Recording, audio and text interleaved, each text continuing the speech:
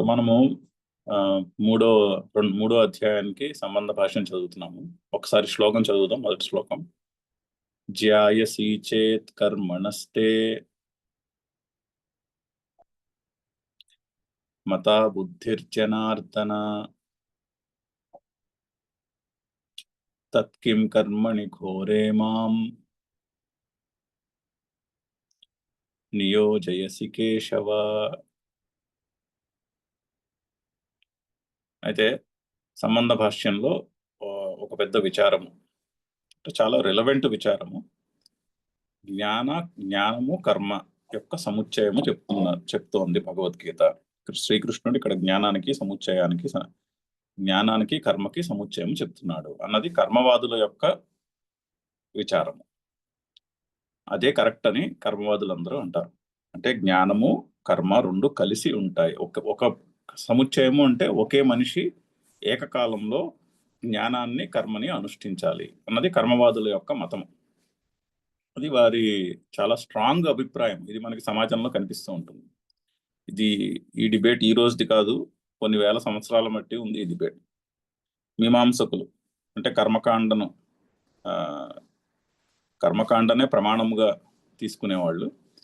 కర్మకాండని అర్థం చేసుకుందుకు శాస్త్రం రాశారు. అంటే ఆ వేదవాక్యములను ఎలా అర్థం చేసుకోవాలి అన్నదానికి శాస్త్రం రాసిన వాళ్ళు మీమాంసకులు. అంటే చాలా గొప్ప ఇంటలెక్చువల్ విచారములు కలిగిన వాళ్ళు.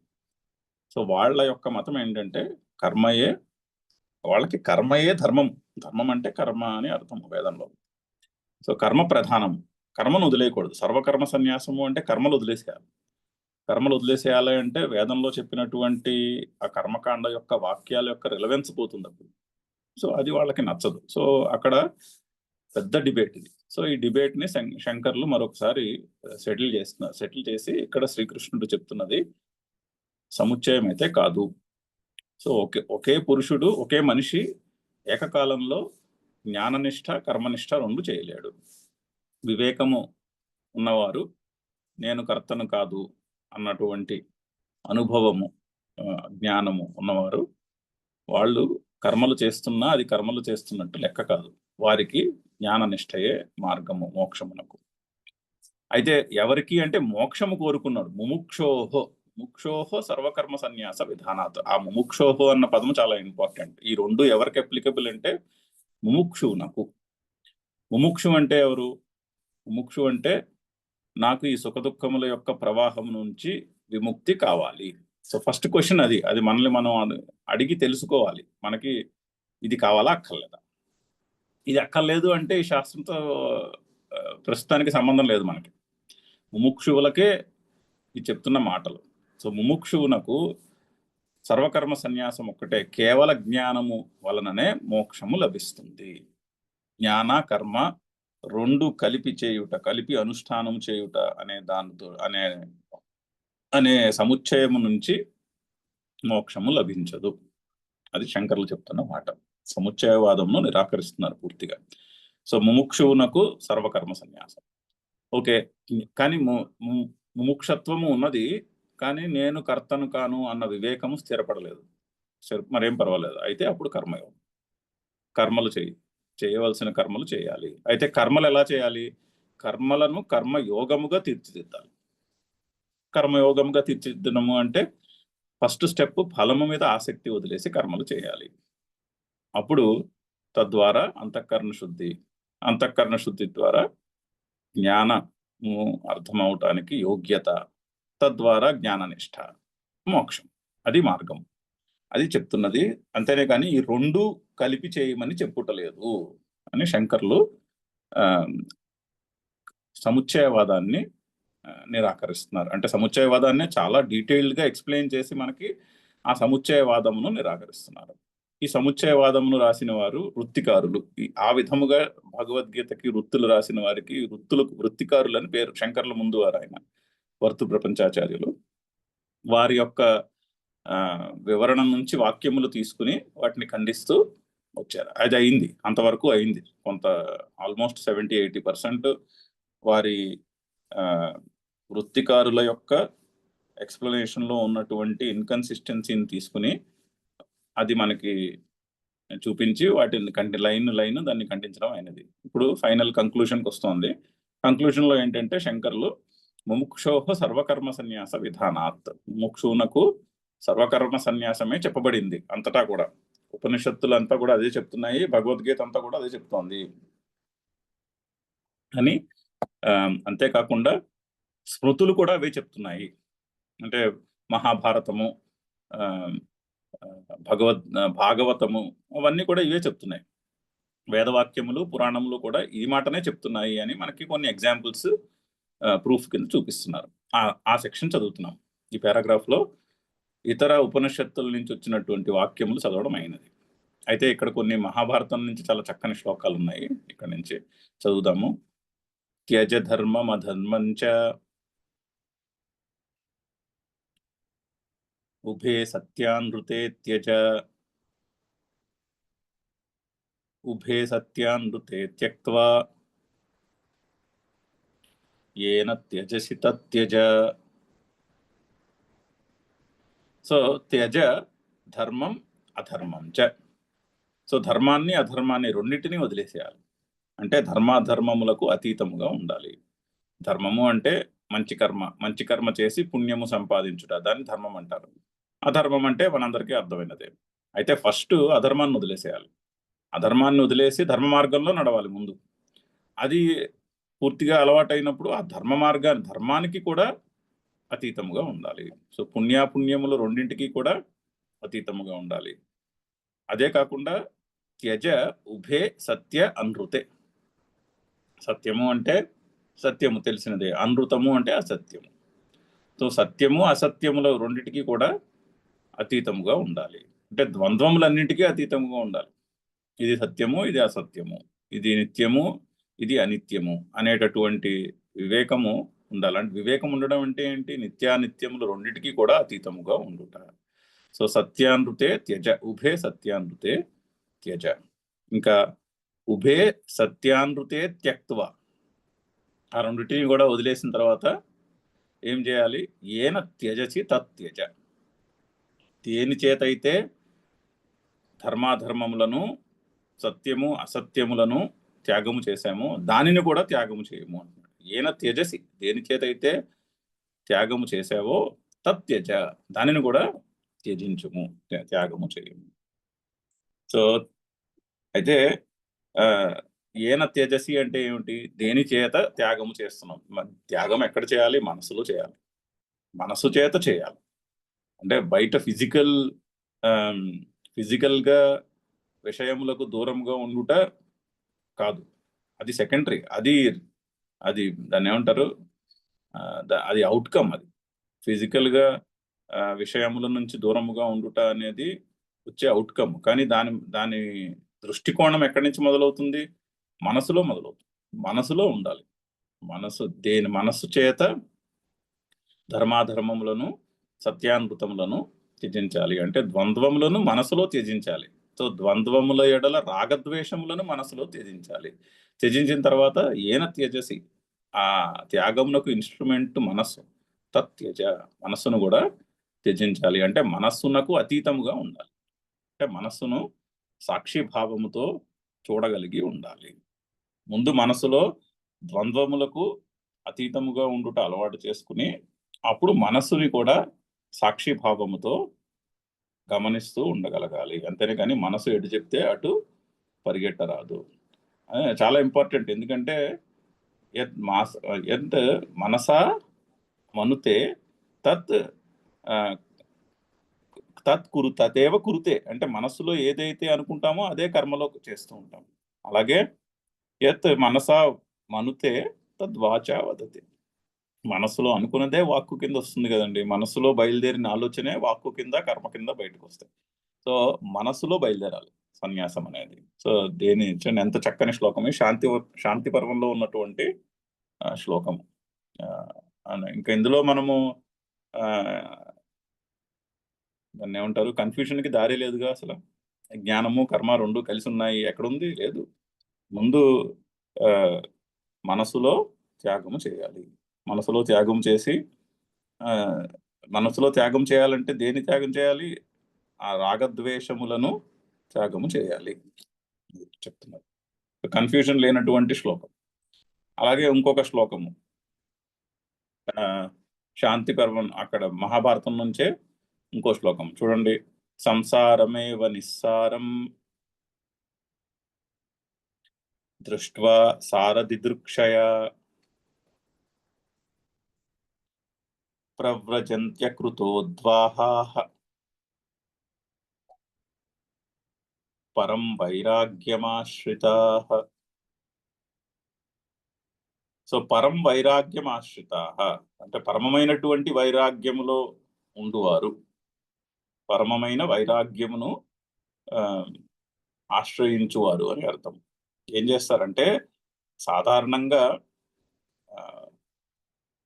మనుషుల యొక్క జీవితము సాధారణంగా ఎలా ఉంటుంది, స్టూడెంట్ చదువు అయిపోయిన టైంకి మనిషి యొక్క ఆలోచన ఎలా ఉంటుందంటే, నేనేదో ఉద్యోగం సంపాదించేసుకుని, డబ్బు సంపాదించుకుని, కొన్ని భోగాలను అనుభవించి, పెళ్లి చేసుకుని, ఒక చిన్న ఫ్యామిలీని ఏర్పాటు చేసుకుని, చక్కగా ఇల్లు కారు కొనుక్కుని సుఖంగా ఉండాలి, పిల్లలు ఉండాలి, ఈ విధంగా ఉంటుంది మనిషి యొక్క ఆలోచన. సాధారణంగా 9 out of 10 అలాగే ఉంటారు, 99 out of 100 ఆ విధంగానే ఉంటారు. ఎవరో ఒకడికి ఇందులో పెద్దగా నాకేమీ ఇంట్రెస్ట్ లేదు అన్నటువంటి భావన ఉంటుంది, న్యాచురల్గా ఉంటుంది అది. సో సంసారమేవ నిస్సారం, ఈ సంసారంలో సారం ఏమీ లేదు అని ఎవరికో ఉంటుంది సాధారణంగా.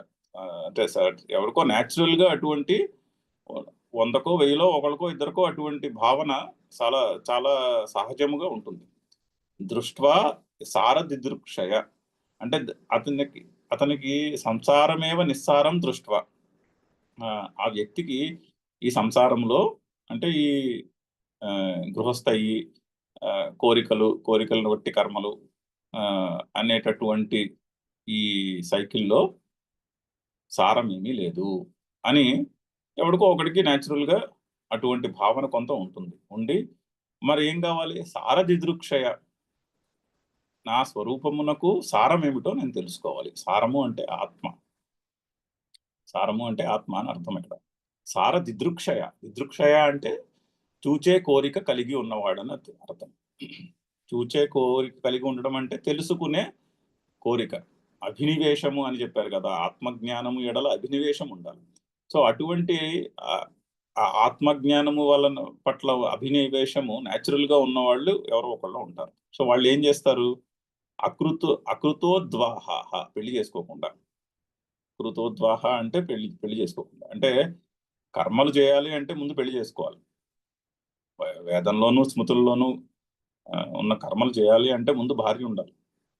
ఇద్దరికి దంపతులకే కర్మలు, సన్యాసికి ఏమి కర్మలు ఉండవు. సన్యాసికి విధించబడిన హోమాలు అవి ఏమి ఉండవు వేదంలో. అన్ని కర్మలు కూడా భార్యా సమేతంగా చేసేవే. భార్యాభర్తలు ఇద్దరు ఉండాలి, దంపతులకే ముందు కర్మలు విధించబడి ఉంటాయి. సో అందుకని పెళ్లి చేసుకోకుండా అకృతోద్వాహ ప్రవ్రజంతి, సన్యాసం పుచ్చుకుంటారు. ఎవరు? పరం వైరాగ్యం ఆశ్రిత. మహాభారతం నుంచి శ్లోకం చూడండి. వైరాగ్యము అంటే వైరాగ్యము, వివేకము, వైరాగ్యము, శమదమాది షట్ సంపత్తి, ముముక్షత్వము, జ్ఞానమునకు దాన్ని ఏమంటారు? సాధన చతుష్టయము. అక్కడ ఆ వైరాగ్యమును ఆశ్రయించిన వారు, పరం వైరాగ్యం ఆశ్రిత, వాళ్ళు ఈ సంసారము నిస్సారము అని తెలుసుకుని అని గమనించి ఆత్మను తెలుసుకునే ఎడల అభినివేశము కలిగిన వారై పెళ్లి చేసుకోకుండా సన్యాసము పుచ్చుకుంటారు. అంటే బ్రహ్మచర్యం నుంచి డైరెక్ట్ గా సన్యాసం పుచ్చుకుంటారని చెప్తోంది శ్లోకం. సో బ్రహ్మచర్యం నుంచి 2 మార్గాలు ఉన్నాయి.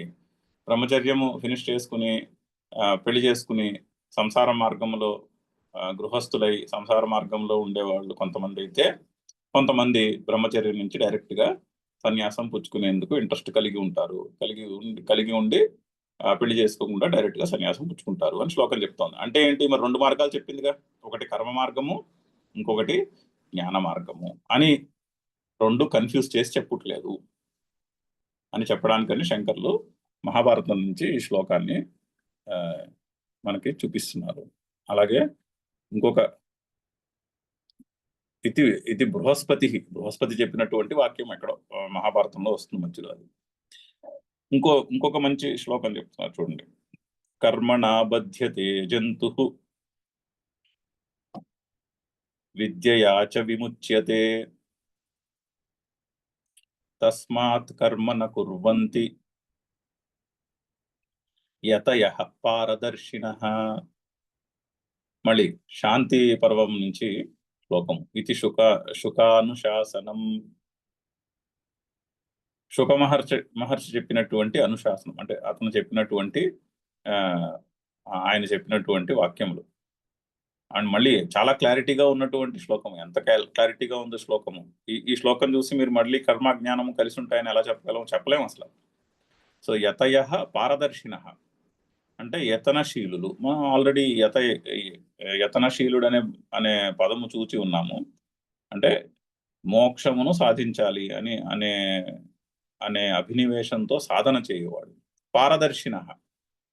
పారదర్శినః అంటే ఆత్మను తెలుసుకున్నవాడని అర్థం. ఆ ఆత్మను తెలుసుకున్నటువంటి యతనశీలు ఏం చేస్తారు? తస్మాత్ కర్మ న కుర్వంతి, కర్మలు చేయరు. ఎందుకు చేయరు? కర్మణ బధ్యతే జంతు. జంతువు అంటే జీవులని అర్థం. జీవులు కర్మణా బధ్యతే, కర్మ చేత బంధింపబడతారు. అంటే కోరిక మనసులో పెట్టుకుని కోరిక ఆధారంగా పుట్టినటువంటి కర్మ చేస్తే దాని వల్ల బంధమే గాని అది కర్మ వల్ల మోక్షం అయితే కలగదు. పుణ్యకర్మ చేసినా పుణ్యము కూడా బంధమే. పుణ్యము బంధిస్తుంది, పాపము బంధిస్తుంది. పుణ్యం ఏ విధంగా బంధిస్తుంది? ఉత్తమ జన్మనిచ్చి బంధిస్తుంది. పాపము అంతకంటే తక్కువ జన్మనిచ్చి బంధిస్తుంది, దుఃఖాన్నిచ్చి బంధిస్తుంది. సో సుఖము బంధమే, దుఃఖము బంధమే. సో కర్మణ బధ్యతే జంతు విద్యయా విముచ్యతే. ఆ విద్యను తొలగించుకుని విద్య వల్ల మోక్షమును పొందుతారు. అందుకని ఇది తెలుసుకుని తస్మాత్ ఆ కారణం చేత కర్మన కుర్వంతి, కర్మలు చేయరు. ఎవరు? యతయః పారదర్శిన.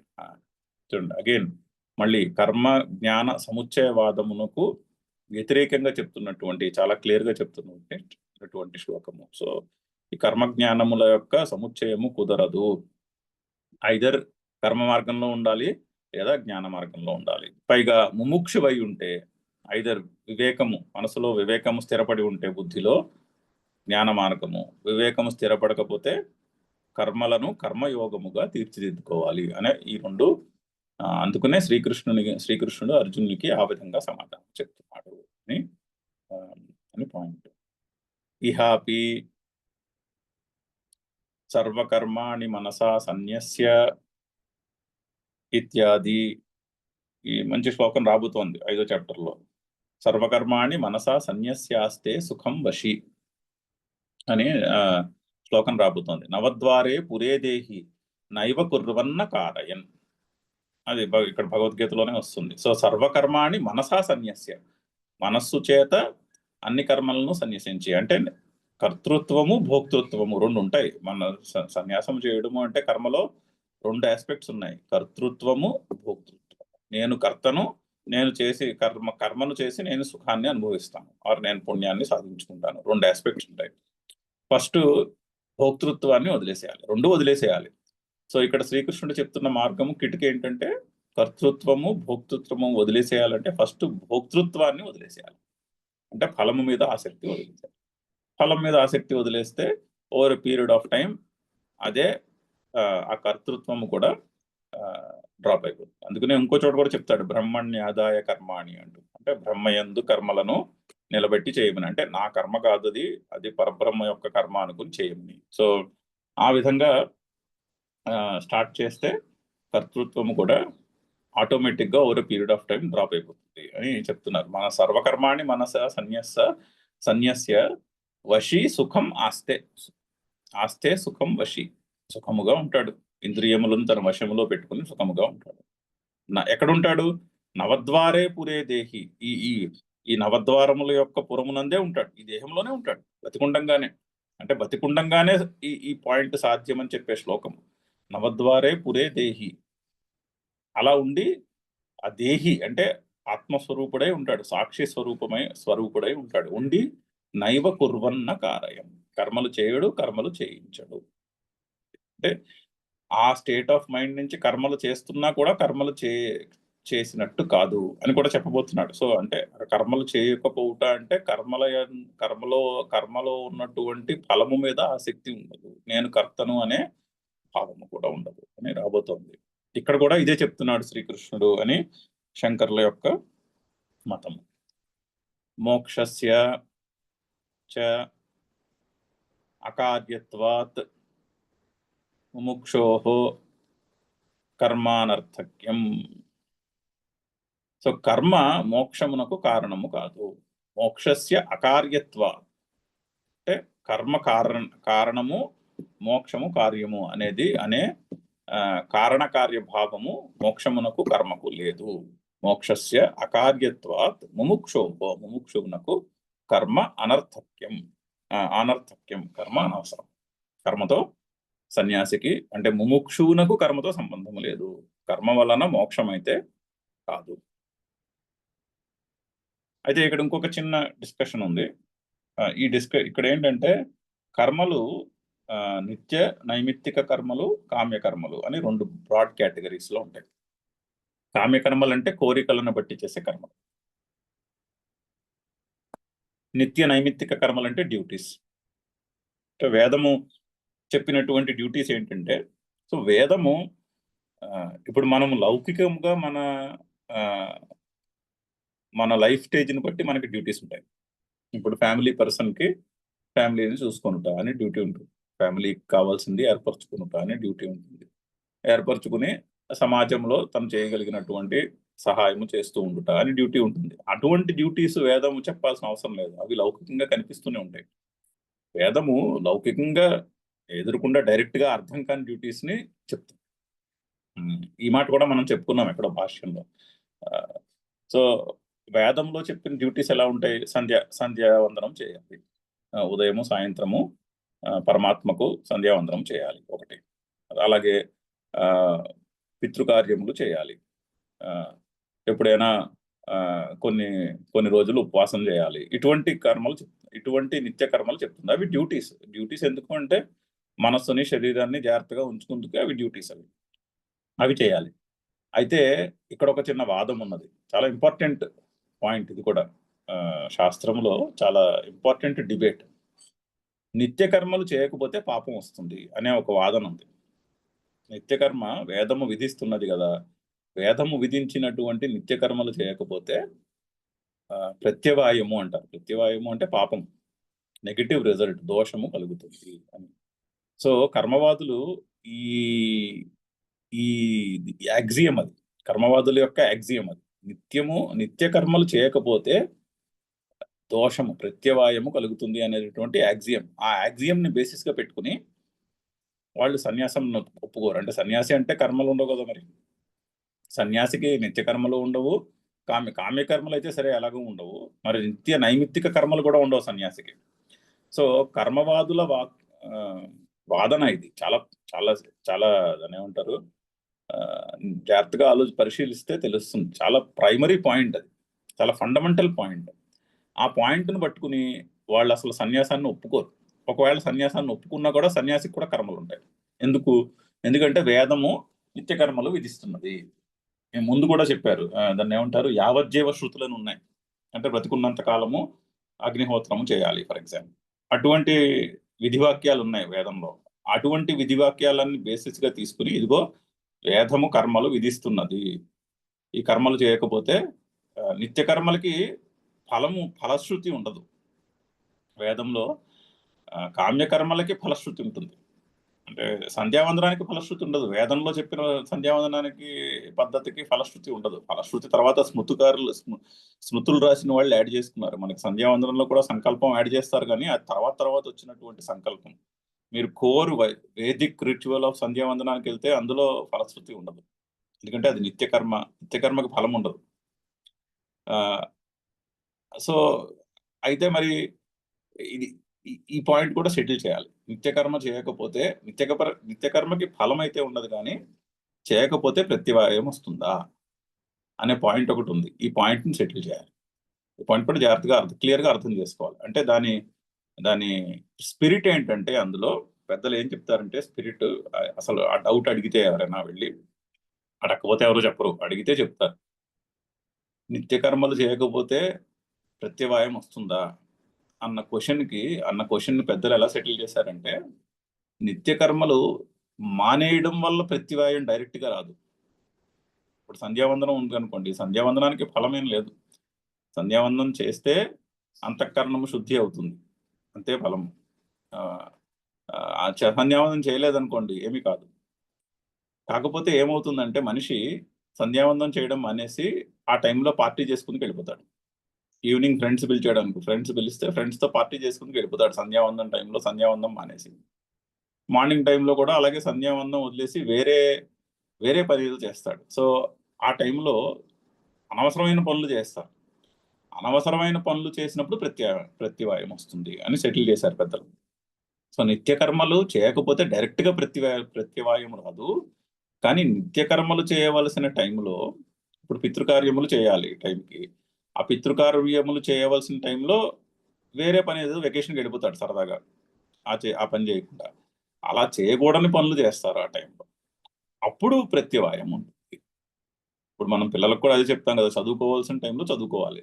చదువుకోకపోతే డైరెక్ట్ గా ప్రత్యవాయం ఉండకపోవచ్చు, కానీ చదువుకోవాల్సిన టైంలో చదువుకోవడం, హోంవర్క్ చేయవలసిన టైంలోనో, పరీక్షకు ప్రిపేర్ అవ్వడం టైంలోనో ఆ పని మానేసి పోయి సినిమా చూస్తే దానివల్ల ప్రత్యవాయం వస్తుంది.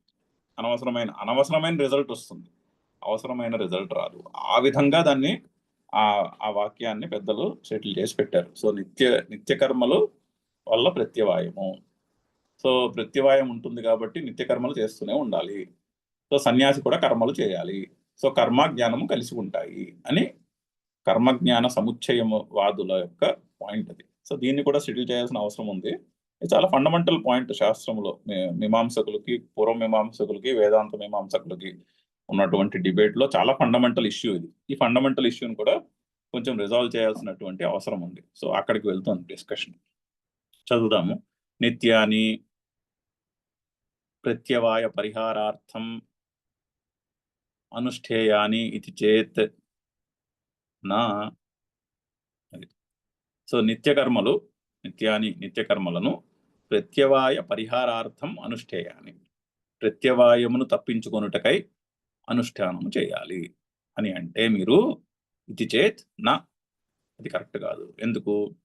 అసన్యాసి విషయత్వాత్ ప్రత్యవాయ ప్రాప్తే. సో అసన్యాసి విషయత్వాత్ ప్రత్యవాయ ప్రాప్తే అంటే, ప్రత్యవాయ ప్రాప్తమునకు అసన్యాసికి విషయములు ఉండవు. అసన్యాసికే విషయముల ఎడల రాగము ఉంటుంది. సో విషయముల ఎడల రాగము ఉంటేనే ప్రత్యవాయము, అంతేనే గాని విషయముల ఎడల రాగము లేకపోతే ప్రత్యవాయం ఉండదు. అది క్లారిటీ చూడండి ఎలా ఉందో. అంటే నిత్యకర్మ చేయకపోవడం వల్ల డైరెక్ట్ గా ఏమీ ప్రాబ్లం లేదు. ఇప్పుడు సంధ్యావందనం మానేసి ఏదైనా మంచి పని చేసుకుంటే దానివల్ల ఏమీ ప్రాబ్లం లేదు. కాకపోతే ఆ సంధ్యావందనం మానేసి ఆ టైంలో భగవంతునికి ప్రార్థన చేయవలసిన టైంలో, ఆ మంచి టైంలో విషయముల ఎడల రాగముతో కూడుకున్నటువంటి పనులు చేస్తారు. దాంట్లో ప్రాబ్లం ఉంది అని క్లారిఫై చేస్తున్నారు శంకర్. నహి అగ్ని కార్యాద్య కారణాత్ సన్యాసినః ప్రత్యవాయః కల్పయితుం శక్య. అయితే అసన్యాసినః సన్యాసులకు అగ్ని కార్యాది అకరణాత్, అగ్ని కార్యము అంటే అగ్నిహోత్రము మొదలగు పనులు చేయకపోవుట వలన ప్రత్యవాయము కల్పించలేము. అది అలా కల్పించకూడదు అంటున్నారు. సో ఇది చాలా ఫండమెంటల్ పాయింట్. ఇదేమిటి ఇలా చెప్తున్నారు అనుకుంటే, ఇది చాలా ఫండమెంటల్ పాయింట్. కర్మవాదులకి, వేదాంతము చెప్పే వాళ్ళకి కూడా ఇది చాలా ఫండమెంటల్ డిబేట్. ఇది సన్యాసికి కర్మలు ఉంటాయా ఉండవా అనేది ఒక పెద్ద డిబేట్. ఇది సమాజంలో మనకు కనిపిస్తూనే ఉంటుంది. ఇప్పుడు కూడా మీరు జాగ్రత్తగా పరిశీలిస్తే ఇది కనిపిస్తూ కూడా ఉంటుంది అన్ని చోట్ల. ఇది ఒక పెద్ద డిబేట్. ఈ డిబేట్ని సెటిల్ చేయాలంటే మరి ఉన్నది ఉన్నట్టు చెప్పాలి, అప్పుడే సెటిల్ అవుతుంది. సో సన్యాసికి నిత్య కర్మలు చేయకపోవటం వలన ప్రత్యవాయంను మనం కల్పించకూడదు. దానికి ఎగ్జాంపుల్ ఇస్తున్నారు చూడండి. యథా బ్రహ్మచారిణాం అసన్యాసినామపి కర్మిణాం. సో బ్రహ్మచారులకు అసన్యాసులకు అయితే మీరు నిత్య కర్మలు చేయకపోతే ప్రత్యవాయమును చెప్పవచ్చు. ఇప్పుడు బ్రహ్మచారి ఉన్నాడు అనుకోండి, బ్రహ్మచారికి చెప్పవచ్చు, బ్రహ్మచారి ఏంటి నిత్య కర్మలు చేయకపోతే ప్రత్యవాయము ఉంటుంది అని చెప్పొచ్చు. ఎందుకంటే అక్కడ నిత్య కర్మ చేయకుండా ఆ టైంలో అనవసరమైన పని చేసే ఛాన్స్ ఉంది. సో ఆ విధంగా బ్రహ్మచారికి మీరు నిత్య కర్మలు చేయకపోతే ప్రత్యవాయము అని చెప్పచ్చు. మనం అది పట్టించుకోవచ్చు కూడా, ఎస్ కరెక్ట్ గానే ఉంది కదా అని. అలాగే గృహస్థులకు కూడా చెప్పచ్చు, అసన్యాసులకు కూడా చెప్పచ్చు. ఎందుకంటే గృహస్థులు కూడా అదే ప్రాబ్లంలో పడచ్చు. నిత్య కర్మలు మానేసి నిత్య కర్మలు చేయవలసిన టైంలో అనవసరమైన కర్మలు చేయొచ్చు. సో దానివల్ల దుఃఖం రావచ్చు. సో అప్పుడు మీరు ప్రత్యవాయాన్ని కల్పించుకోవచ్చు వారికి. కానీ సన్యాసులకు చేయలేరు. సన్యాసులు అంటే మనస సర్వకర్మాన్ని సన్యస్య. అతను సంధ్యావందనం చేయకపోయినా ఆ టైంలో అతను రాగద్వేషములను పూనుకున్నటువంటి పనులు ఏం చేయడు. ఎందుకంటే అతను మనస సన్యాస్య, అన్ని మనసులో రాగమును పూర్తిగా వదిలేసిన వాడు సన్యాసి. సో అతనికి మీరు ప్రత్యవాయాన్ని కల్పించలేరు. మనసులో రాగద్వేషములను పూర్తిగా వదిలేసి నేను కర్తను కాను అని మనసులో బుద్ధి నిశ్చయము కలిగి ఉన్నవానికి మీరు నిత్య కర్మలు చేయకపోతే ప్రత్యవాయం ఉంటుంది అనే మాటను మీరు వారికి అంటించలేరు అంటున్నారు. నా తావత్ నిత్యానాం కర్మణాం అభావాదేవ భావరూపస్య ప్రత్యవాయస్య ఉత్పత్తి కల్పయితుం శక్య. అప్పుడు ఏమైందంటే, ఇప్పుడు మనసులో రాగద్వేషములు లేనివానికి, అంటే మనసులో నేను కర్తను కాను అన్న భావము లేనివానికి మీరు కర్మ చేయకపోవటం వలన ప్రత్యవాయాన్ని ఉంటుంది అని అంటగట్టారు అనుకో, అతనికి మనసులో నేను కర్తను అన్న భావమే లేదు, అతను ఏం చేయట్లేదు. యాక్చువల్లీ చేస్తున్నా కూడా ఏమి చేస్తున్నట్లు లెక్క కాదు. సో అప్పుడు ఏమి చేయకపోయినా కూడా దాని నుంచి నెగిటివ్ రిజల్ట్ వస్తోంది అని చెప్తుంది. అభావాదేవ భావరూపస్య ప్రత్యవాయ అంటే out of nothing something is born అని చెప్తున్నారు. అది ఎలా కుదురుతుంది? అది యుక్తి కాదు, అక్కడ యుక్తి బాలేదు అంటున్నారు. మీరు సన్యాసికి నిత్యకర్మలు చేయకపోవటం వలన ప్రత్యవాయమును ఉంటుందని చెప్పలేరు. ఎందుకు చెప్పలేరు అంటే, సన్యాసికి నేను కర్తను అనే భావమే లేదు. ఫస్ట్ నేను కర్తను కాను అన్నవాడికి కర్మ చేసినా ఫలం ఉండదు, కర్మ చేయకపోయినా కూడా ఫలం ఉండదు. నేను కర్తను కాను అన్నవాడికి మీరు ఫలమును అంటగడుతుంటే శూన్యము నుంచి ఏదో పుట్టినది అన్నట్టు చెప్తున్నారు. అది యుక్తియుక్తంగా లేదు మీరు చెప్తున్నటువంటి మాట అని ఆ వాక్యమునకు అర్థం. తావత్ నిత్యానాం కర్మణాం, నిత్యకర్మలకు అభావాత్ ఏవ అభావము నుండి, అంటే మనసులో నేను కర్తను కాను అన్న భావముతో నిత్యకర్మలు చేయని వానికి భావరూపస్య ప్రత్యవాయస్య ఉత్పత్తి. ఒక ఏదో ఉంది అంటే ప్రత్యవాయం అంటే పాపం ఎలా దోషము. ఏమి చేయకపోతున్నా దోషం కలుగుతుంది. ఎలా కలుగుతుంది? కలగదు.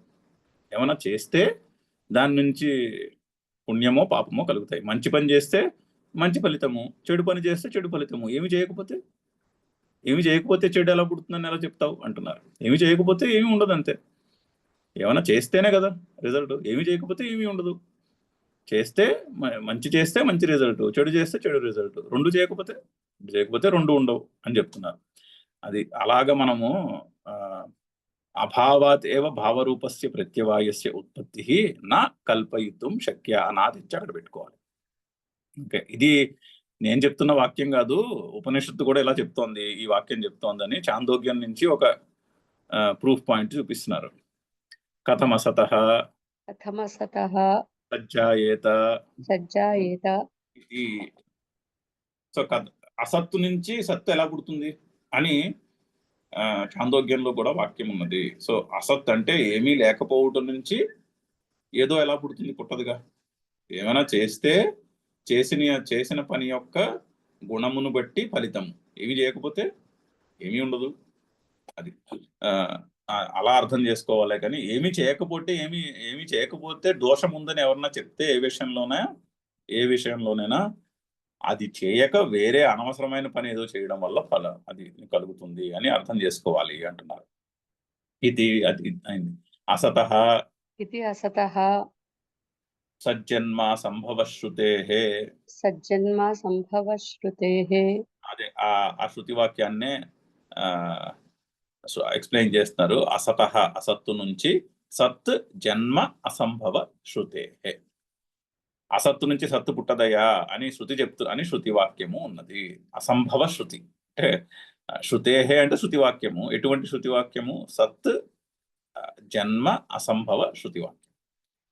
అసత్తు నుంచి సత్తు పుట్టదు, సత్తు నుంచి సత్తు పుట్టుట సంభవము కాదు అని చెప్తున్నటువంటి శృతి వాక్యమును బట్టి కూడా మనం ఇలా అర్థం చేసుకోవాలి అంట. యది విహితాకరణాత్ అసంభావ్యమపి ప్రత్యవాయం బ్రూయాత్ వేదః తదా అనర్థకరః వేదః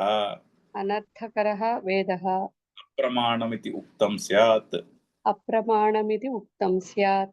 అయితే ఒకవేళ వేదము విహిత అకరణాత్ అసంభావ్యమపి ప్రత్యవాయం బ్రూయాత్ వేదః.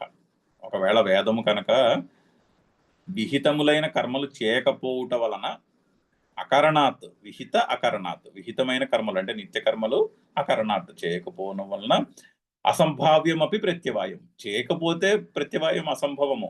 ఏదైనా చేస్తేనే దానికి ఫలితం, కానీ ఏమి చేయనప్పుడు ఫలితం ఏముంటుంది? ఏమీ ఉండదు అని ఒకవేళ వేదమే అలా చెప్పి ఉంటే విహిత అకరణాత్ అసంభావ్యమపి ప్రత్యవాయం బ్రూయాత్ వేదః, అప్పుడు వేదం ఏమవుతుంది? తదా అనర్థకరః వేదః. అప్పుడు వేదము తప్పు చెప్తోందని మనం చెప్పుకోవాల్సి వస్తుంది అంటున్నారు శంకరులు. తదా అనర్థకరః వేదః. అది కూడా ఏమవుతుంది? అప్పుడు అప్రమాణం అయిపోయింది వేదము. మరి వేదము ఫాల్టీ లాజిక్తో చెప్తే వేదము అప్రమాణం అయిపోయిందిగా. వేదవాక్యంలో ప్రమాణంగా ఎలా తీసుకుంటాము? వేదంలో తప్పులు ఉంటే వేదం తప్పు చెప్పిందని చెప్పాల్సి వస్తుంది అంటున్నారు. తదా అనర్థకరః వేదః అప్రమాణమితి ఉక్తం స్యాత్. అప్పుడు వేదం అప్రమాణం అని చెప్పుకోవాల్సి వస్తుంది అనే ప్రాబ్లం వస్తుంది అంటున్నారు. ఇలా తప్పుడు లాజిక్ కిట్టిస్తే అసలు వేదమే తప్పు చెప్తోందనే మాటకు వస్తాం మనము అంటున్నారు. సో చాలా జాగ్రత్తగా ఉండాలి ఇటువంటి వాక్యాలని మనం అర్థం చేసుకోవడంలో అని ఉద్దేశం. విహితస్య కరణాకరణయోః దుఃఖమాత్ర ఫలత్వాత్. నిత్యకర్మలు అయితే ఫైనల్లీ ఏమవుతుంది? నిత్యకర్మకు ప్రతివాయం ఉందనుకోండి, అప్పుడు ఏమైంది? నిత్యకర్మ చేయాలి, నిత్యకర్మ వల్ల ఫలమేం లేదు, అవునా? నిత్యకర్మ చేయటం వల్ల సుఖం రాదు. సంధ్యావందనం చేయడంలో సుఖం ఏముంది? సుఖం ఏం కలగదు. అంటే కర్మ చేయాలంటే ఎఫర్ట్ పెట్టాలి కదా, దుఃఖమే. పొద్దున్నే లేచి ఆ టైంకి స్నానం చేసి ఆ టైంకి కూర్చొని చేయాలి. అంటే అది శ్రమతో కూడిన పడే కదా. పైగా దాని నుంచి వచ్చే మంచి ఫలితం ఏమీ లేదు. నిత్యకర్మ అది, దానికి ఫలం చెప్పలేదు, దానికి ఫలం ఉండదు. సో అందుకని నిత్యకర్మ చేసినా దుఃఖమే, అవునా? నిత్యకర్మ చేయకపోతే ప్రత్యవాయం ఉన్నది. సో నిత్యకర్మ చేసినా దుఃఖమే, నిత్యకర్మ చేయకపోయినా దుఃఖమే అని చెప్పాల్సి వస్తుంది అంటున్నారు. ఇలా చెప్పినా కష్టమే కదా. అదేమన్నా బాగుందా? చేసినా దుఃఖమే, చేయకపోయినా దుఃఖమే. నిత్యకర్మ చేస్తే దానివల్ల మంచి ఫలితం ఏమీ లేదు. సో నిత్యకర్మ చేస్తే చేయుటయే దుఃఖము, కర్మ చేయుటయే దుఃఖము, ఎఫర్ట్తో కూడిన పని. సో నిత్యకర్మ చేయుట దుఃఖము, చేయకపోతే ప్రత్యవాయము, చేయకపోయినా కూడా దుఃఖము అని చెప్పాల్సి వస్తుంది అంటున్నారు. విహితస్య కరణ అకరణయోః, కరణము అకరణము అంటే చేయుట చేయకపోవుట యందు దుఃఖమాత్ర ఫలత్వాత్. సో ఇది అయుక్తంగా లేదు అని అడుగుతున్నారు. ఇది అయుక్తంగా ఉంది కదా, అలా వేదం అలా చెప్పిందని చెప్పుకోవాల్సి వస్తుంది. అంటే వేదం ఇలా ఇల్లాజికల్ స్టేట్మెంట్స్ చేస్తోందని చెప్పుకోవాల్సిన ప్రాబ్లం వస్తుంది అని చెప్పి పాయింట్అవుట్ చేస్తున్నారు. అయితే ఇంకా కంక్లూషన్లో ఏంటంటే, కర్మవాదులకి వేదాంత శాస్త్రమునికి ఉన్నటువంటి డిబేట్ ఏంటంటే, కర్మవాదులు ఇప్పుడు ఒక ఎగ్జాంపుల్ తీసుకుందాం. పుష్కరాలు వస్తాయి. పుష్కరాలు వచ్చినప్పుడు కొన్ని కోట్ల మంది పరిగెట్టుకుంటూ వెళ్ళి అక్కడ స్నానం చేసి వస్తారు. అయితే ఇంతమంది చేత ఈ కర్మ చేయిస్తున్నటువంటి ఫోర్స్ ఏమిటి అని క్వశ్చన్, ఫండమెంటల్ క్వశ్చన్. అంత ఎఫర్ట్ ఈసారి మనం పుష్కరాలప్పుడు చూసాం, ఎంతమంది వెళ్ళారు. కారుల్లో వెళ్ళిన వాళ్ళు ఉన్నారు చాలా మంది. ఆ కారులు రోడ్డంతా నిండిపోయాయి, కొన్ని 100 కిలోమీటర్ల దాకా కార్ల యొక్క క్యూ. అంటే అంత ఎఫర్ట్. మీరు 12 గంటలు ఆ కారులో ఆ క్యూలో కూర్చుని పుష్కరాల ఘాటు దాకా వెళ్ళి స్నానం చేసి వచ్చారు. ఎంత ఎఫర్ట్తో కూడినటువంటి పని. అదేమి తేలిగ్గా అయ్యే పని కాదు కదా. అన్ని వేల మందిలో వెళ్ళి స్నానం చేయడం అదేమి ఈజీగా అయిపోయే పని కాదు. దానికి బోల్డ్ అంత ఎఫర్ట్ పెట్టి చేయాలి. అయితే ఇంత ఎఫర్ట్ పెట్టి మనుషులు ఇంత పని చేస్తున్నారంటే ఈ పని వెనకాల ఉన్నటువంటి మూల మోటివేషన్ ఏంటి? డిబేట్. అయితే కర్మవాదులు ఏం చెప్తారంటే శాస్త్రము పని చేయిస్తున్నది అని చెప్తారు. వీళ్ళందరూ ఎందుకు చేస్తున్నారంటే వేదం చెప్పింది కాబట్టి చేస్తున్నారు. వేదము లేకపోతే పురాణము, శాస్త్రం చెప్పింది. ఓకే. సో అంటే జ్యోతిష్ఠోమైన స్వర్గకామో యజేత.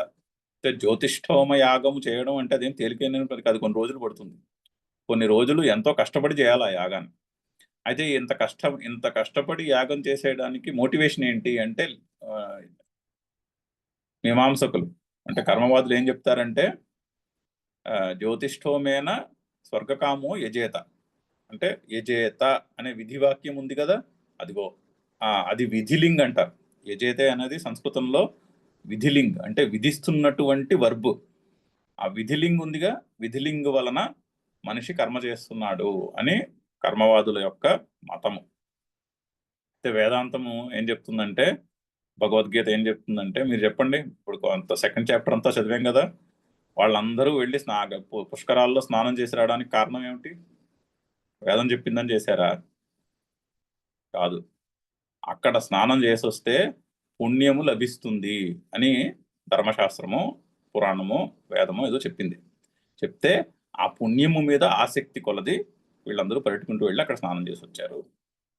అయితే కామన కర్మ చేయించింది అని భగవద్గీతలో చెప్తున్నటువంటి వాక్యం, ఉపనిషత్తుల్లో చెప్పేటువంటి వాక్యం. సో కర్మ చేయడానికి మోటివేషన్. జ్యోతిష్ఠోమైన స్వర్గకామో యజేత అంటే స్వర్గకాముడు, స్వర్గమును పొందాలి అన్న కామన ఉన్నవాడు జ్యోతిష్ఠోమ యాగము చేస్తాడు అని, చేయవలను అని అని ఇది శంకర్ల యొక్క ఇంటర్ప్రిటేషన్, భగవద్గీత యొక్క ఇంటర్ప్రిటేషన్. ఇది పెద్ద డిబేట్. ఇది చాలా fundamental debate. 2 schools of thought. కర్మవాదులు అంటారు శాస్త్రం చెప్తోంది కాబట్టి మనిషి కర్మ చేస్తాడని. వాళ్ళు కాదు, అది కరెక్ట్ కాదు. మనసులో కోరిక, వేదము చెప్పినటువంటి ఫలములు ఉన్నాయే, ఆ ఫలముల యందు ఆసక్తి కర్మ చేయించేటట్టు చేస్తుంది అని, కోరిక మనిషిని డ్రైవ్ చేస్తుందని. మీరే చెప్పండి ఏది రెండిట్లో ఏది కరెక్ట్, ఆలోచించి డిసైడ్ చేసుకోవాల్సినటువంటి విషయం. సో అదే ఇక్కడ లాస్ట్ 2 లైన్స్ లో ఈ పాయింట్ ని కూడా సెటిల్ చేస్తున్నారు. తథాచ కారకం శాస్త్రం న జ్ఞాపకం ఇది అనుపపన్నార్థం కల్పితం స్యాత్. ఒక్క నిమిషం వస్తున్నాను. తలుపు దగ్గర ఎవరో వచ్చారు, తలుపు తీసేస్తాను.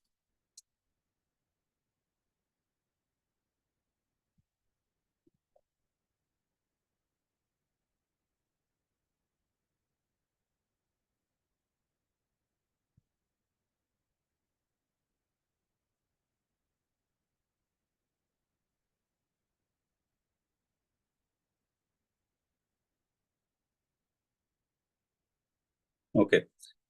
అయితే శాస్త్రము కారకము, శాస్త్రము కారకమా జ్ఞాపకమా, అది డిబేట్.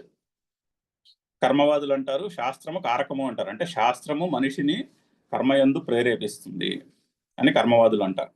శంకర్లు అంటారు శాస్త్రము మనిషిని కర్మయందు ప్రేరేపించదు, శాస్త్రము జ్ఞాపకము గుర్తు చేస్తుంది. ఇలా చేసుకుంటే బాగుంటుంది అని శాస్త్రం గుర్తు చేస్తుంది. ఇలా చేసుకుంటే ఈ ఫలం వస్తుంది అని శాస్త్రము గుర్తు చేస్తుంది అని శంకర్లు అంటారు. శాస్త్రము జ్ఞాపకమే కానీ శాస్త్రము కారకము కాదు అని శంకర్ల యొక్క మతం. ఇది డిబేట్, చాలా ఫండమెంటల్ డిబేట్ ఇది. సో అయితే ఇప్పుడు ఏమైంది, నిత్యకర్మలకు ప్రత్యవాయము అని చెప్తే శాస్త్రము కారకము జ్ఞాపకము కాదు. తథాచ కారకం శాస్త్రం, శాస్త్రం కారకం నా జ్ఞాపకం ఇది అనుపపన్నార్థం కల్పితం స్యాత్. ఇది అనుపపన్నార్థం అంటే యుక్తికరము కానటువంటి అయుక్తమైనటువంటి అర్థమును కల్పించుకోవాల్సి వస్తుంది. మీరు నిత్యకర్మలకు ప్రత్యవాయం ఉన్నది అని చెప్తే ఈ శాస్త్రం కారకం నా జ్ఞాపకం అనేటటువంటి అనుపపన్న అర్థం అంటే అనవసరమైన అర్థాన్ని క్రియేట్ చేసుకో, అంటే యుక్తికరము అయుక్తమైనటువంటి అర్థాన్ని కల్పించుకోవాల్సి వస్తోంది అని చెప్తున్నారు శంకర్లు. నా చైతతిష్టం, అది మనకి అది బాగోదు అని చెప్తున్నారు. ఇది మనకి ఇష్టము కాదు అంటే అది బాగోదు కదా.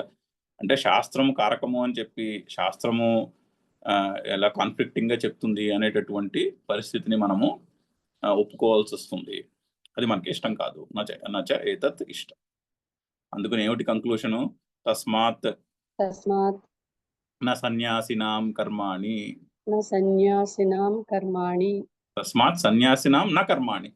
నా తర్వాత పెట్టుకుంటే అన్వయం కరెక్ట్ గా కుదురుతుంది. అందుకని సన్యాసులకు కర్మలు ఉండవు. సన్యాసినాం న కర్మాణి. అతః జ్ఞానకర్మణోః సముచ్చయ అనుపపత్తిః. అందుకని జ్ఞానకర్మలకు సముచ్చయము లేదు, సముచ్చయము కుదరదు. గీతాశాస్త్రంలో జ్ఞానకర్మలకు సముచ్చయము చెప్పుటలేదు అని దాన్ని నిరూపిస్తున్నారు. ఫైనల్ ఇంకొక పాయింట్ ఉంది, అది కూడా అయిన తర్వాత శ్లోకం యొక్క అర్థంలోకి వెళ్తుంది. ఇంకా జ్యాయసి చేత్ కర్మణస్తే మతా బుద్ధిః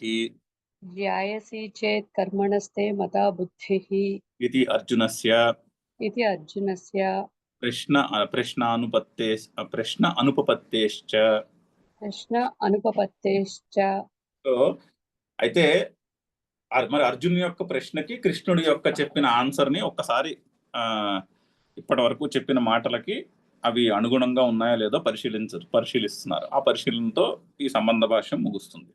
ఓకే, ఇప్పుడు అర్జునుని యొక్క ప్రశ్న యుక్తికరమైనదా కాదా అది ప్రశ్న. అర్జునుడు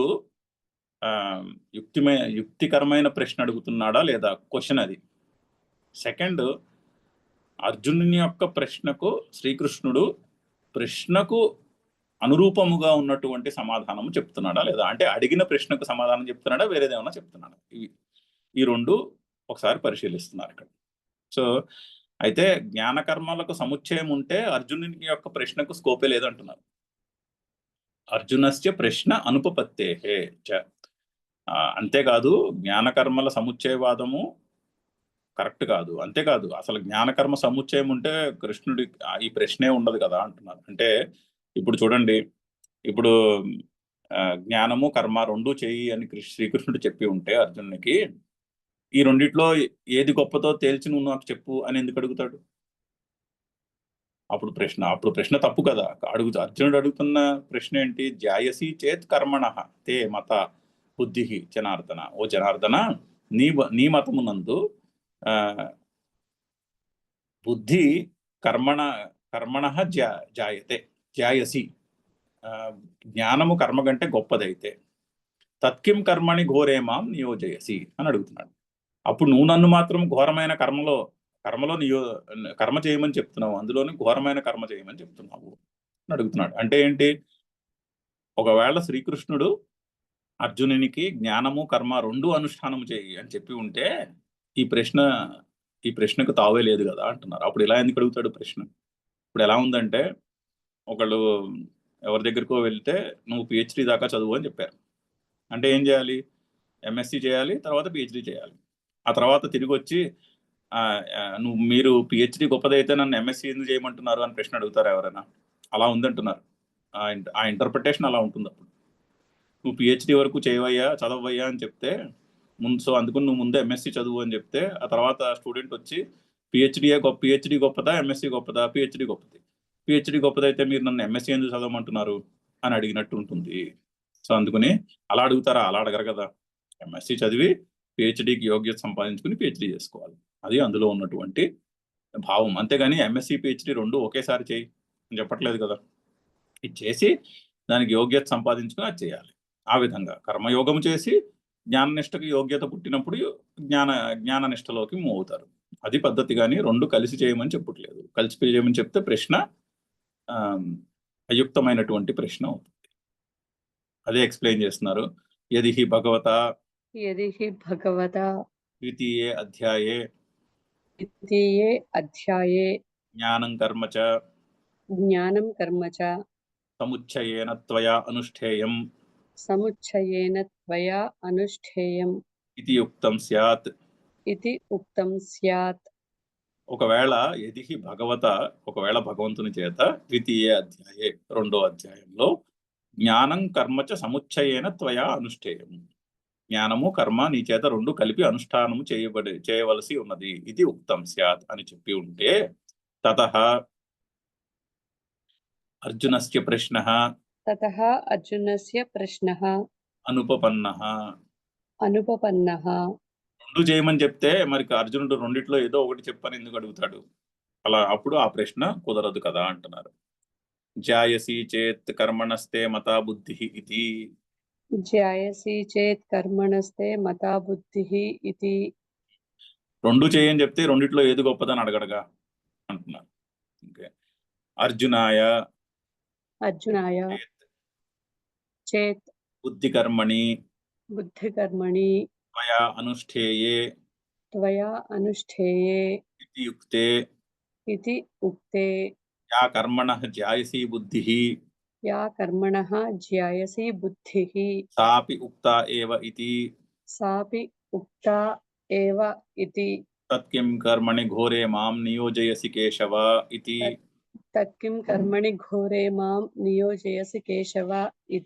ప్రశ్నః న కథంచన ఉపపద్యతే. అయితే అర్జునుని కొరకు బుద్ధి కర్మని త్వయా అనుష్ఠేయే, రెండూ చేయాలి నువ్వు. బుద్ధి కర్మ రెండూ చేయాలంటే జ్ఞానము కర్మ రెండూ చేయాలి. బుద్ధి కర్మని ద్వివచన శబ్దం, ద్వివచనం, అది రెండు చేయాలి అని చెప్పు ఉంటే అప్పుడు యా కర్మణః జాయసి బుద్ధి, ఏది కర్మ కంటే గొప్పదైనటువంటి బుద్ధి ఉన్నదో సాపి ఉక్తా ఏవ, రెండు కలిపి చేయమని చెప్తున్నాడు కదా. అప్పుడు తత్కిం కర్మని ఘోరే మాం అని ఎందుకు అడుగుతాడు ప్రశ్న? కర్మ బుద్ధి రెండు కలిసి చేయవయ్యా అంటే బుద్ధి జ్ఞానం కంటే గొప్పదని చెప్తున్నావు కాబట్టి నన్ను కర్మలో ఎందుకు పెడుతున్నావు అనే ప్రశ్న రాదు కదా. అదే కొంచెం డీటెయిల్ ఆ కాంట్రడిక్షన్ నే డీటెయిల్ గా చెప్పేశారు, అయిపోయింది. ప్రశ్న నా కథంచన ఉపపద్యతే, అది ఎప్పుడూ కూడా అటువంటి ప్రశ్న కుదరదు. అటువంటి ప్రశ్న అడగడు అర్జునుడు. అర్జునుడు ఏమీ అంత ఇల్లాజికల్ మనిషి ఏం కాదు. అర్జునుడు కూడా తెలివైన వాడే కదా, కొంచెం తెలివితేటలు ఉన్నవాడే. అందుకనే అతనికి ఆత్మజ్ఞానం యొక్క బోధ జరుగుతున్నది ఇక్కడ. లేకపోతే భగవద్గీతలు చెప్పడు కదా. అంత మూర్ఖుడైతే భగవద్గీత ఎందుకు చెప్తాడు శ్రీకృష్ణుడు? చెప్పడం. సో అది ప్రశ్న, అది పాయింట్ అక్కడ. నచ అర్జునస్యైవ జాయసి బుద్ధిః న అనుష్ఠేయ ఇతి భగవతా ఉక్తం పూర్వం ఇతి కల్పయితుం యుక్తం ఏన జాయసి చేత్ ఇతి ప్రశ్నః స్యాత్.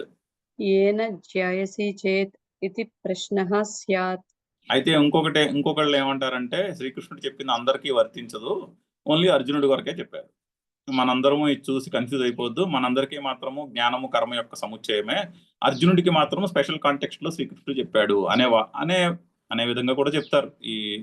ఈ కాన్ఫ్లిక్ట్ ని రిజాల్వ్ చేయడానికి చాలా తిప్పలు పడతారు, ఈ కాన్ఫ్లిక్ట్ ని రిజాల్వ్ చేయడానికి. సో అటువంటి రకరకాలుగా ఎక్స్ప్లెయిన్ చేసే దాంట్లో అది అర్జునుడికి ఒక్కడి గురించే చెప్పారండి, మనకు సంబంధించింది మనకు కాదు, మనకైతే జ్ఞాన కర్మల యొక్క సముచ్చయమే అని చెప్పడం కూడా కరెక్ట్ కాదు అని చెప్తున్నారు. అర్జునుడికి చెప్పింది నిమిత్త మాత్రం అర్జునుడు అని అక్కడ చెప్పారు, కానీ మనందరి పరిస్థితి కూడా అటువంటిదే కాబట్టి ఇది మనందరికీ వర్తిస్తుంది అనేటట్టే అర్థం చేసుకోవాలి అని క్లారిఫై చేస్తున్నారు. అర్జునస్యైవ జాయసి బుద్ధిః న అనుష్ఠేయ ఇది భగవతా ఉక్తం పూర్వం ఇది కల్పయితం నా యుక్తం. ఆ నా పట్టుకొచ్చి యుక్తం ముందు పెట్టుకోవాలి. ఇది అర్జునుని కొరకే ఈ విధంగా చెప్తున్నాడు అని కల్పించుకోవడం కూడా కరెక్ట్ కాదు. ఇది అందరికీ చెప్తున్నటువంటి వాక్యమే. ఏన జాయసి చేత్ ఇది ప్రశ్న. ఒకవేళ అర్జునుడి కొరకు ఒక్కడి కొరకే స్పెషల్ గా చెప్పాడు అనుకోండి ఆ మాట, అప్పుడు అర్జునుడు అడిగి ఉండొచ్చు. ఆ ప్రశ్న. మిగిలిన వాళ్ళందరికీ నువ్వేమో 2 కలిపి చేయమని చెప్తున్నావు. నన్నొక్కడిని ఎందుకు ఇటువంటి యూనో ఆల్టర్నేట్ మెథడ్‌లో పెడుతున్నావు అని అడగొచ్చు. కానీ అలా చెప్పడం కూడా కరెక్ట్ కాదు. ఇక్కడ అర్జునుడికి చెప్పింది అందరికీ చెప్పినట్టుగానే మనము తీసుకోవాలి అని. మళ్ళీ అటు తిరిగి, ఇటు తిరిగి ఏంటంటే ఇక్కడ జ్ఞానకర్మల యొక్క సముచ్చయము చెప్పబడట్లేదు. యది పునః ఏకస్య పురుషస్య జ్ఞానకర్మణోః విరోధాత్ యుగపత్ అనుష్ఠానం న సంభవతి ఇతి భిన్న పురుష అనుష్ఠేయత్వం భగవతా పూర్వముక్తం స్యాత్ తతః అయం ప్రశ్నః ఉపపన్నః ధ్యాయసి చేత్ ఇత్యాదిః. సో ఒకవేళ యది పునః ఏకస్య పురుషస్య జ్ఞానకర్మణోః విరోధాత్ యుగపత్ అనుష్ఠానం న సంభవతి ఇది, ఒకే పురుషునికి ఒకే కాలంలో జ్ఞానకర్మల యొక్క అనుష్ఠానము కుదరదు అని భిన్న పురుష అనుష్ఠేయత్వం భగవతా పూర్వముక్తం స్యాత్ తతః అయం ప్రశ్నః ఉపపన్నః. ఆ విధంగా అర్థం చేసుకుంటేనే ఈ ప్రశ్న లాజికల్ అవుతుంది. ఏ విధంగా? ఒకే పురుషునికి ఒకే సమయంలో జ్ఞానము కర్మ 2 అనుష్ఠానం చేయుట కుదరదు. అందుకని భిన్న పురుష అనుష్ఠేయత్వం భగవతా పూర్వముక్తం. ఒక మనిషి వేరువేరు కాలాల్లో జ్ఞానము కర్మ అనుష్ఠానం చేయొచ్చు. లేదా వేరువేరు పురుషులు ఒకడు జ్ఞానము ఒకడు కర్మ అనుష్ఠానము చేయొచ్చు. ఆ విధంగా అర్థం చేసుకుంటేనే తతః దేర్ఫోర్ అప్పుడే అయం ప్రశ్న ఉపపన్నః, అప్పుడే అర్జునుడు అడిగిన ప్రశ్న లాజికల్ గా ఉంటుంది. శ్రీకృష్ణుడు 2 మార్గాలు చెప్పి ఒకటి జ్ఞాన మార్గము ఒకటి కర్మ మార్గము అని 2 మార్గాలు చెప్తే అప్పుడు అందులో జ్ఞాన మార్గము డైరెక్ట్ గా మోక్షాన్ని ఇస్తుంది, కర్మ మార్గము ఇండైరెక్ట్ గా కర్మయోగముగా తీర్చిదిద్దుకుంటే in a step by step process లో మోక్షానికి నీకు మార్గాన్ని ఇస్తుంది అని చెప్పి ఆ కాంటెక్స్ట్ లో జ్ఞాన మార్గము గొప్పది అని చెప్పి ఉంటే అప్పుడు అర్జునుడు అడిగిన ప్రశ్న లాజికల్. ఓకే కృష్ణ 2 మార్గాలు చెప్తున్నావు నువ్వు, ఒకటి జ్ఞాన మార్గము ఒకటి కర్మ మార్గం అని. జ్ఞాన మార్గము డైరెక్ట్ గా మోక్షాన్ని ఇస్తుంది, కర్మ మార్గము అంతఃకరణ శుద్ధి ద్వారా జ్ఞాన ప్రాప్తికి యోగ్యత కలిగించి తద్వారా మోక్షాన్ని ఇస్తుంది. ఇంత కష్టం నాకు ఎందుకు పెడుతున్నావయ్యా, డైరెక్ట్ గా జ్ఞానాన్నే ఇచ్చేయచ్చు కదా నాకు అని అర్జునుడు అడిగిన ప్రశ్న లాజికల్ అవుతుంది అని దాన్ని సెటిల్ చేస్తున్నారు శంకర్. సరే ఇక్కడతో ఆపుదాము. ఇక్కడతో ఆపి మళ్ళీ సోమవారం నాడు కంటిన్యూ చేద్దాం. ఓం పూర్ణమదః పూర్ణమిదం పూర్ణాత్ పూర్ణముదచ్యతే పూర్ణస్య పూర్ణమాదాయ పూర్ణమేవావశిష్యతే. ఓం శాంతి శాంతి శాంతి. హరి ఓం.